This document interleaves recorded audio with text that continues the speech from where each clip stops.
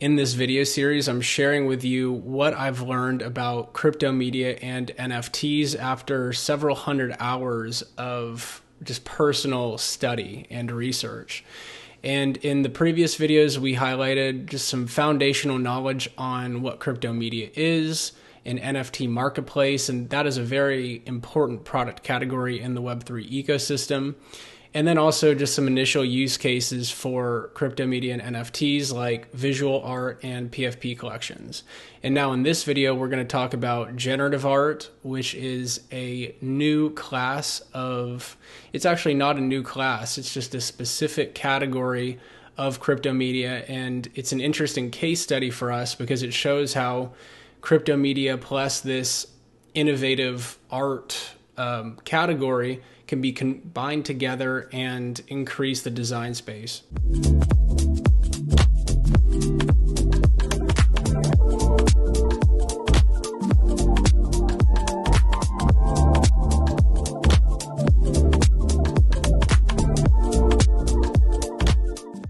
So in the previous videos, all of the art and all of the crypto media that I've showed, the artist first generated the media file and then minted it as an NFT for sale.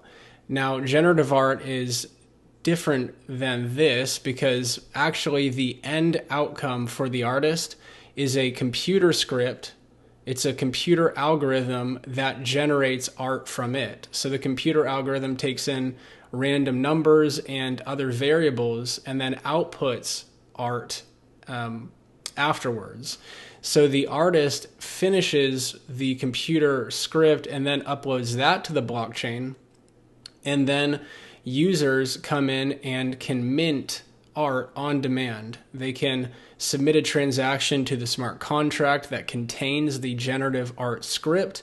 And then that outputs them their unique piece of randomly generated art.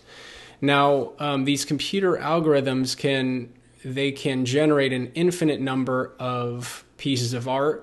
And this goes against what we understand about crypto media, which is it's making media scarce so that artists can capture value from it. If this computer algorithm can generate an infinite number of pieces of art, then why would anyone be spending several $1,000s like they are here on these chromie squiggles, which is, it's a popular generative art collection. And the reason is, how people get around this is that the artist uploads the generative script and then says only this script can only produce X number of NFTs. So they actually limit the number of NFTs that a generative art script can mint, and then this contains the collection. This is what creates or sets the boundaries around what a generative art collection is. So a generative art collection centers around one algorithm, and the artist says, okay, chromie squiggles this algorithm can only mint 9,675 pieces of art, and then once it's done, it can no longer mint anymore. And now you're just selling, now you can sell these chromie squiggles, but only on the secondary market. You cannot mint new chromie squiggles from the algorithm. So I think I beat the dead horse there, but this is a chromie squiggles. It's a cool generative art project. I think it was one of the first. It's like these animated multi-rainbow colored squiggles, but they have different property, like, I mean, you can have different styles and there's varying levels of rarity. Just like in the PFP collections, all of these NFTs are unique from one another and they have attributes that make them more or less rare. So there's one, I wonder if I can find it. Yeah. I was trying to find, there's fuzzy. I know fuzzy is like kind of more rare. See, normal is like has so many, but then you could have like a blurred chromie squiggle right here. And that's even more rare. And so that these are going to presumably sell for more money. Some other cool generative art projects include autoglyphs. I think this actually was the first generative art project. And it's like pretty basic, but actually all of this art is stored on the layer 1 Ethereum blockchain. So actually the art itself is stored on there. It's not a metadata file pointing to this art, which is stored in another place. It is actually lives on chain. And this is one of the interesting things about autoglyphs. Here's another one right here. We've got cool 3D looking thing, different 3D models, and a generative art algorithm produced all of these. So they're different from one another in some way. The algorithm adds in some randomness, but they're all similarly themed. Like we can see how they're all kind of similar to one another, and this makes up a collection. So ringers, here's another one. This is very popular. These are selling for a lot of ETH. Unigrids by Z-Blocks.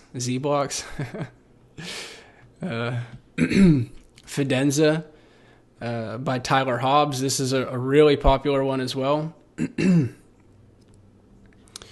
And it's not working right now for some reason. Their servers are down, but artblocks.io is a marketplace that curates generative art collection drops. So it's similar to the curated marketplaces that we talked about in the last two videos, like Nifty Gateways and Foundation, Known Origin, except it's specialized for generative art collection drops.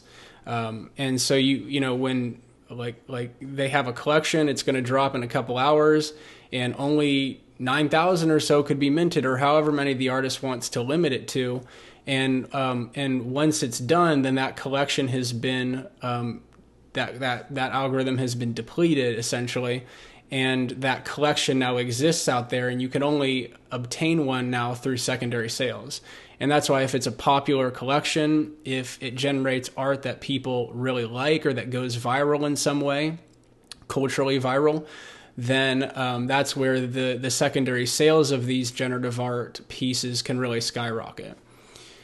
The last thing to say in terms of user experience and just why this is like a really new and interesting field is when the user goes to click mint, they don't exactly know what the art is going to look like. So they just kind of have an idea that it's this algorithm that's going to create something similar to what's already been generated, but they don't know exactly what their piece is going to look like, and then the rarity of their piece as well. Because as we've seen, like this fuzzy kind, there's of Chromie Squiggles, there's 1,000 of these. So that's like 1/9 in terms of rarity. And so though that rarity is actually implemented in code in that computer algorithm. 1/9 likelihood that the art that is that the squiggle that is generated is going to be fuzzy.